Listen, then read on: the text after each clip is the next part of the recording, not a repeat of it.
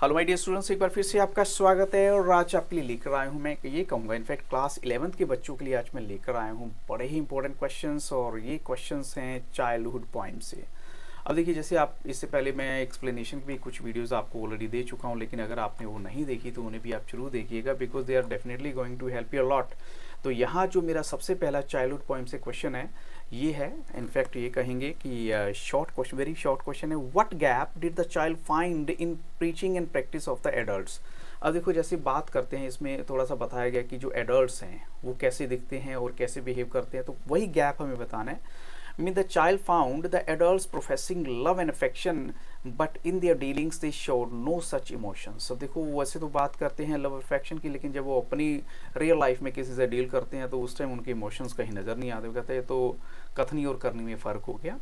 Question 2 है, what according to you is the most appropriate suggestion put forward by the poet regarding the cessation of childhood. अब देखो, जैसे हमारा childhood जो period over हो जाता है, मीन्स किस एज में होता है ये तो किसी को एग्जैक्ट पता नहीं, लेकिन पोइट ने अपने अकॉर्डिंग दिया है। तो अब पोइट के अकॉर्डिंग देखिए या आपके अकॉर्डिंग देखिए, अप्रोप्रिएट सजेशन क्या है जो पोइट ने दिया है कि ये आपका टाइम था जब चाइल्डहुड गया होगा। तो देखो, चाइल्डहुड वैनिश होता है, चला जाता है when the mind attains maturity, जब माइंड को मैच्योरिटी मिल जाती है।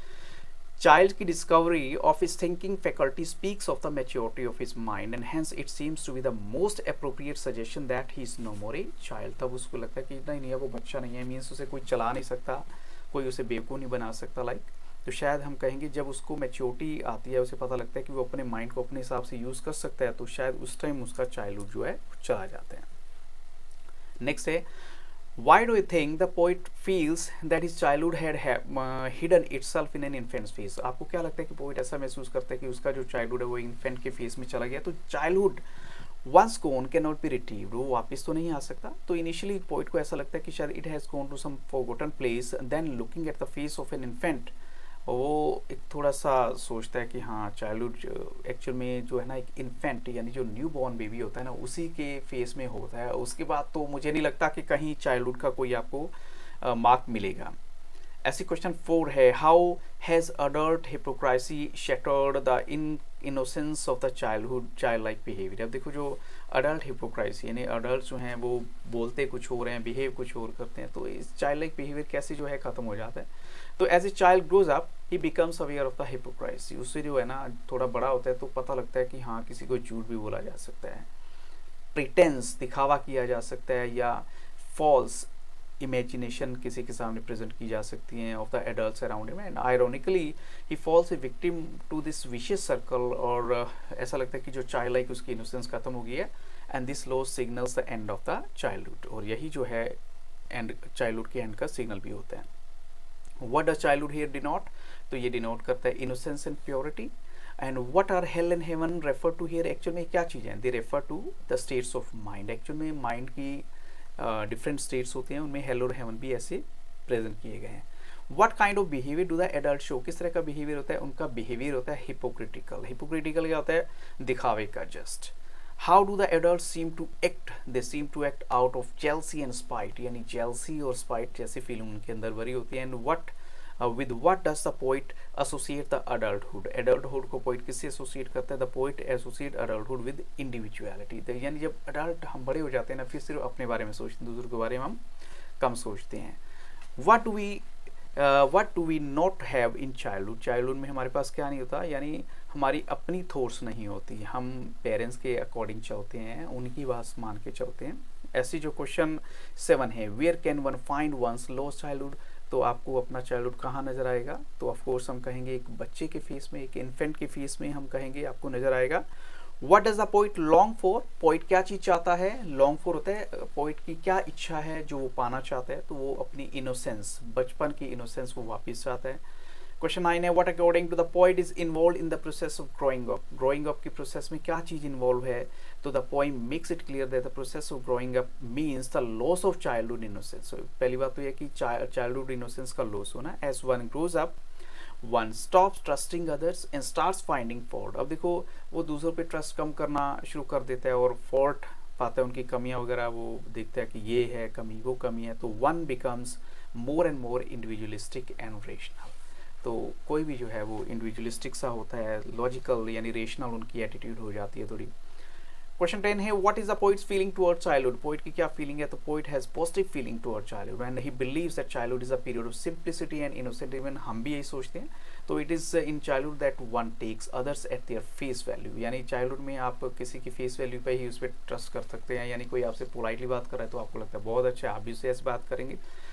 Childhood is free from taints of guile and rationality, and it is marked by total acceptance and simplicity. यहाँ पर किसी के मन में कोई द्वेष घृणा जैसी फीलिंग बिल्कुल भी नहीं होती, सिंप्लिसिटी नज़र आती है। क्वेश्चन 11 है when does the poet feel that he became adult and mature, कब उसे लगता है कि वो एडल्ट हो गया, मैच्योर हो गया? The poet feels that perhaps it was at the age of 11, उसको एडल्टहुड का इशारा हुआ कि शायद वो बड़ा हो चुका है। He began to distinguish between fact and fiction, और बचपन में क्या था, ही believed in hell and haven, but अब उसे लगता है कि नहीं हेल और हेवन जैसे वो इमेजिनरी कॉन्सेप्ट्स हैं, एक्चुअल में ऐसे कोई प्लेसेस कहीं रियलिटी में नज़र ही नहीं आते।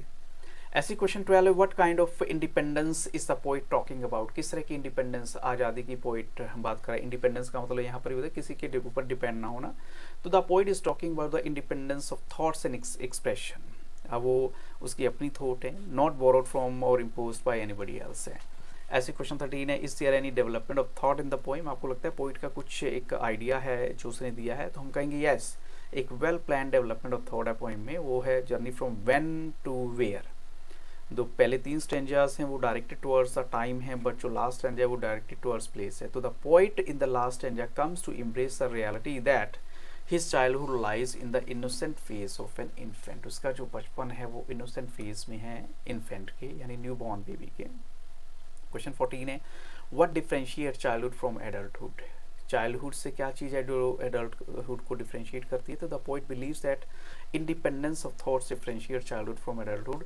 अगर चाइल्डहुड की बात करें, a person is under the impression of others, बचपन में वो दूसरों के इंप्रेशन में होता है, वो राइट और रॉन्ग के बीच में डिफरेंशिएट नहीं कर पाता, लेकिन एडल्टहुड में आके उसकी रीजनिंग की सोच उसके मन में आती है और वो थोड़ा सा मैच्योरिटी और इंडिपेंडेंट एटीट्यूड शो करता है।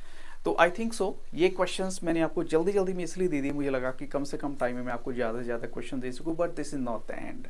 as I have told you earlier, I have already given the explanation video with all the poetic devices, or if you need anything you are free to ask me these questions in the comment section। आप comment section में जाके मुझे पूछ सकते हैं, बता सकते हैं। अगर आपकी कोई और किसी तरह की रिक्वायरमेंट है तो मैं आपको 100% वो डेटा प्रोवाइड करूंगा। लेकिन साथ में ये भी कहना चाहूँगा, अगर आपको किसी भी तरह का कोई वाइवा बेस्ड टॉपिक्स मिले हैं in any of the political science, history, geography और इवन जो आपके कॉमर्स के सब्जेक्ट हैं और इवन साइंस के सब्जेक्ट में अगर वाइवा के टॉपिक मिले तो आप वो भी मुझसे ऑन डिमांड ले सकते हैं video. So thank you very much and a very nice day.